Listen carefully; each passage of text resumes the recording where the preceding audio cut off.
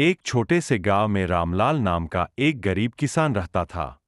उसकी जमीन बहुत कम थी और जो भी फसल उगाता, वह मुश्किल से उसके परिवार के खाने के लिए पर्याप्त होती। फिर भी वह ईमानदार और मेहनती था। रामलाल रोज सूरज निकलने से पहले खेतों में काम करने चला जाता और देर रात तक मेहनत करता। कभी सूखा पड़ता तो कभी बाढ़ उसकी फसलें बर्बाद कर देती, लेकिन उसने कभी हार नहीं मानी।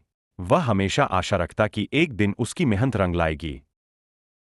रामलाल की एक बेटी थी, राधा। वह बहुत होशियार थी और पढ़ना चाहती थी, लेकिन रामलाल के पास उसकी पढ़ाई का खर्च उठाने के पैसे नहीं थे। ऊपर से उसकी शादी की चिंता भी उसे सताने लगी। गांव के साहूकार से उसने कर्ज लिया था, लेकिन सूखे के कारण वह उसे चुका नहीं पा रहा था। एक दिन गांव में सरकार की एक योजना के बारे में पता चला, जिससे छोटे किसानों को सस्ती दरों पर कर्ज और बीज मिल सकते थे। रामलाल ने योजना का लाभ उठाया और वैज्ञानिक तरीकों से खेती शुरू की। इस बार उसकी फसल बहुत अच्छी हुई और उसने साहूकार जी का कर्ज भी चुका दिया। अब रामलाल की बेटी पर भी रही थी और उसकी शादी की चिंता भी कम हो गई थी।